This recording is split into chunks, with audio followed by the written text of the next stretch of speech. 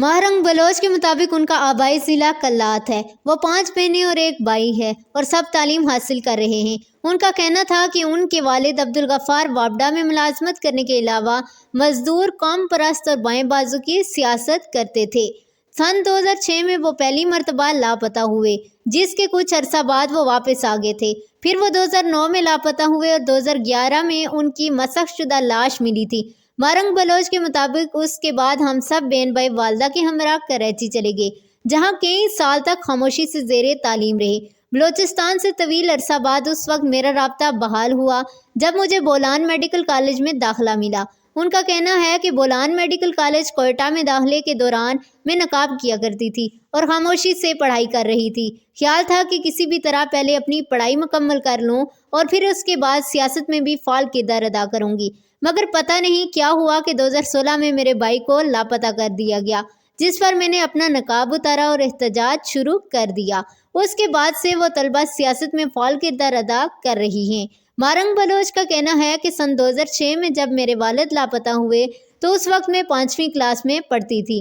اس وقت بھی والد کو بازیاب کروانے کے لیے میں کوئٹہ پریس کلب کے سامنے احتجاج میں شامل تھی۔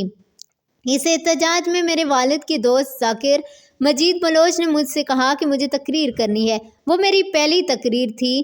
میں جب تقریر کے لیے کھڑی ہوئی تو اس وقت مجھے کچھ سمجھ نہیں آ رہا تھا۔ میرے والد یاد آ رہے تھے۔ والد کو یاد کر کر کے میں نے رونا شروع کر دیا اور زور زور سے رونے لگی۔ اس موقع پر صرف یہی کہہ سکی کہ میرے والد کو چھوڑ دیں۔ وہ کہتی ہیں کہ اس کے بعد ذاکر مجید بلوچ نے تقریر کی، وہ بھی لاپتہ ہوئے اور وہ اب بھی لاپتہ ہیں۔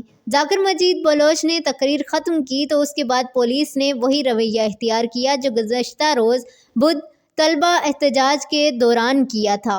ہر طرف چیخو پکار شروع ہو گئی اور میرے کئی کزن اور ساتھی گرفتار کر لیے گئے۔ مہرنگ بلوچ کے مطابق ان کی سیاسی تربیت بچپن ہی سے ان کے والد نے کی۔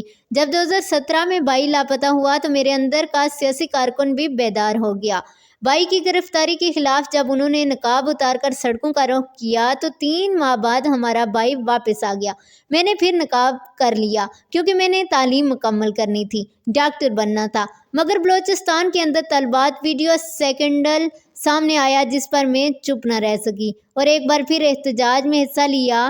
اس مرتبہ پھر وہی سلوک ہوا اور اس کے بعد فیصلہ کیا کہ اگر حق کے لیے احتجاج کے دوران دوپٹے کھینچے جاتے ہیں اور نقاب اتارے جاتے ہیں تو پھر اب نقاب پہننے کی ضرورت نہیں ہے۔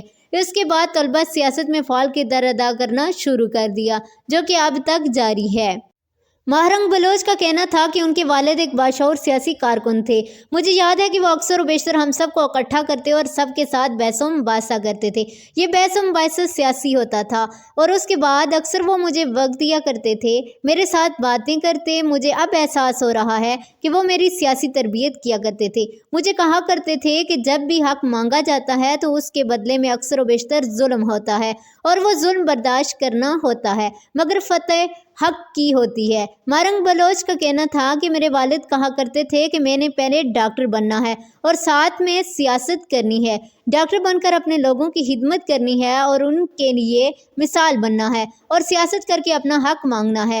ان کا کہنا ہے کہ میری نظر بہت دور ہے، ڈاکٹر بننے کے بعد اب بلوچستان میں ہی خدمات انجام دینی ہیں، سرکاری نوکری کرنی ہے یا نہیں یہ نہیں پتہ، مگر اپنے لوگوں کی خدمت ضرور کروں گی اور پھر سیاست بھی کروں گی، چاہے اس میں کتنی ہی مشکلات کیوں نہ ہوں۔